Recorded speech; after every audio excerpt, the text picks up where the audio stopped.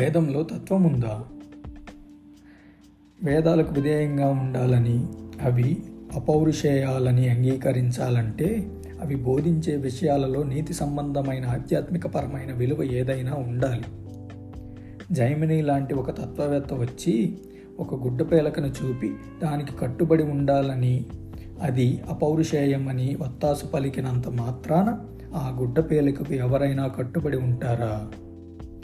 అది అమోఘమైనదని అవుతుందా? వేదాలలో ఏదైనా నీతి సంబంధమైన ఆధ్యాత్మికమైన విలువ ఉన్నదా? వేదాలు అపౌరుషేయాలని భావించే ప్రతి హిందువు ఈ ప్రశ్నను పరిశీలించి తీరాలి. వేదాలలో ఆధ్యాత్మికమైన విలువలు ఏవీ లేవని ఆధునిక రచయితలు అభిప్రాయపడ్డారు. ఇందుకు ఉదాహరణగా ప్రొఫెసర్ మూయిర్ అభిప్రాయాన్ని చూద్దాం. ఈ రచనల మొత్తం లక్షణము అవి ఎటువంటి పరిస్థితుల్లో ఉద్భవించాయో తెలిపే అంతరంగిక సాక్ష్యాధారాలు చూస్తే అవి వాటిని మొదట గానం చేసిన ప్రాచీన గాయక కవుల వ్యక్తిగతమైన ఆకాంక్షలు, అనుభవాల సహజ వ్యక్తీకరణలు అని తెలుస్తుంది. అవి అంతకంటే వేరేమీ కాదని ఖచ్చితంగా చెప్పవచ్చు.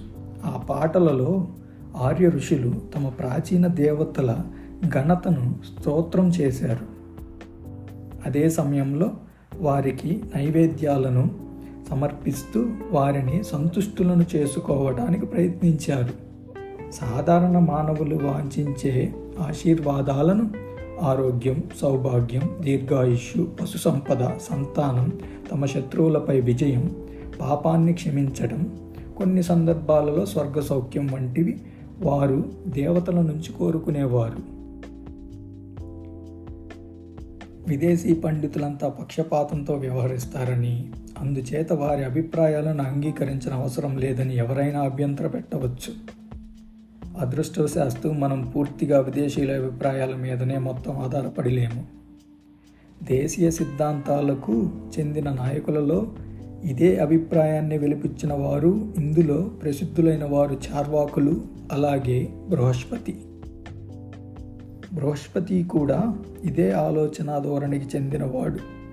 వేదాల పట్ల వ్యతిరేకత ప్రకటించటంలో చార్వాకుని కంటే బృహస్పతి ఎక్కువ ధైర్యంగా, సాహసంగా కనిపిస్తున్నాడు. మాధవాచార్యులు చెప్పిన ప్రకారం బృహస్పతి ఇలా వాదించాడు: స్వర్గము లేదు, చర్మమైన మోక్షము లేదు, మరో లోకంలో ఆత్మ అనేది ఏదీ లేదు. 4 వర్ణధర్మాలు, 4 ఆశ్రమాల కర్మధర్మాలు ఇవేవి వాస్తవంగా ఫలితాన్ని కలుగజేయవు. అగ్నిహోత్రం, 3 వేదాలు, సన్యాసి 3 దశలు విభూది రాసుకోవటం ఇవన్నీ జ్ఞానము లేని వాళ్లకు ప్రకృతి కల్పించిన జీవనాధారాలు. జ్యోతిష్ఠోమ క్రతువులో బలి ఇచ్చిన జంతువు సరాసరి స్వర్గలోకానికి వెళ్తే మరి ఆ యజ్ఞం చేసే వ్యక్తి తన తండ్రినే సమర్పించవచ్చు కదా. శ్రాద్ధం ద్వారా చనిపోయిన వారిని తృప్తిపరచవచ్చుననుకుంటే ఇక్కడ కూడా దూర ప్రయాణికులకు దారిలో పథ్యం కింద ఏమీ ఇవ్వనక్కరలేదు. ఇక్కడ మనం శ్రాద్ధం పెడితే అక్కడ స్వర్గలోకంలో ఉన్నవారు అందుకొని తృప్తి పడతారంటే ఇంటిపై భాగాన నిలుచుని ఉన్న వారికి కిందనే ఆహారం పెట్టవచ్చు కదా. ఒకసారి శరీరం బూడిద అయిపోయిన తర్వాత మళ్ళీ అది తిరిగి ఎలా వస్తుంది? శరీరం వదిలిన వాడు పరలోకానికి వెళ్ళినా అతడు మళ్ళీ తన బంధువుల ప్రేమ కోసం, ఆప్యాయత కోసం అశాంతితో తిరిగి ఎందుకు రావటం లేదు? ఇవన్నీ ఆలోచించి చూస్తే దీనిని బ్రతుకు తెరువుగా ఇక్కడ బ్రాహ్మణులు ఏర్పరచుకున్నారని విదితమవుతున్నది. ఈ కర్మకాండ అంతా చనిపోయిన వారికి దీని ఫలం ఎక్కడ కూడా కనపడదు. ఈ 3 వేదాల రచయితలు కూడా విదూషకులు, వంచకులు, పిశాచులును. జర్పరి తుర్పరి పండితుల ప్రసిద్ధిగాంచిన సూత్రాలు, అశ్వమేధ క్రతువులో రాణికి విధించిన బూతు నియమాలు ఇవన్నీ విదూషకులు అనగా హాస్యగాళ్లు కనిపెట్టినవి. పూజారులకిచ్చే వివిధ రకాల బహుమానాల జాబితా కూడా వారు రూపొందించినదే. అలాగే మాంసభక్షణం కూడా నిశాచారులు ప్రతిపాదించినదే. చార్వాక బృహస్పతుల ఈ అభిప్రాయాలు అంగీకారయోగ్యాలు కావు అని అనుకుంటే వీటికి ఇంకా ఎన్నో ఇతర సాక్ష్యాలున్నాయి. ఈ సాక్ష్యాధారాలు న్యాయ, వైశేషిక, పూర్వ ఉత్తర మీమాంస వంటి వివిధ ధర్మశాస్త్ర గ్రంథాల్లో పొందుపరచబడి ఉన్నాయి. వేదాల ఆధిక్యతను ఉద్ఘాటించే ముందు తమ ప్రతిపక్షుల వాదనను ఉటంకించటంలో ఈ శాస్త్ర గ్రంథకర్తలు తీసుకున్న జాగ్రత్త ప్రశంసనీయమైనది. వీటి ద్వారా మనం 2 విషయాలు నిరూపించే వీలు కలుగుతున్నది.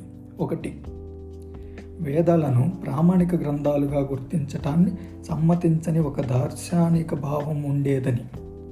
2, ఆ దార్శనికులు అభిప్రాయాలను తప్పనిసరిగా పరిగణలోకి తీసుకోలేనంత గౌరవనీయ వర్గంగా ఉండేవారని.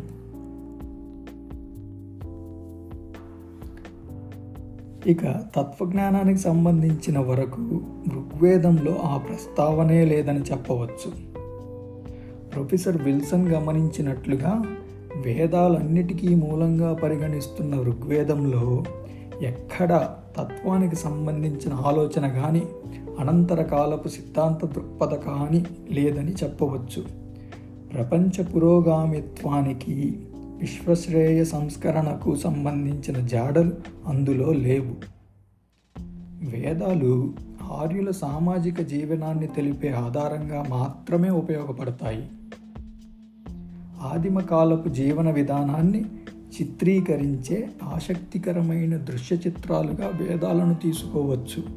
కానీ అందులో ఉన్నతమైనది కనిపించదు. ఇందులో కొన్ని సద్గుణాలున్నా భ్రష్టత్వం పాలే ఎక్కువ.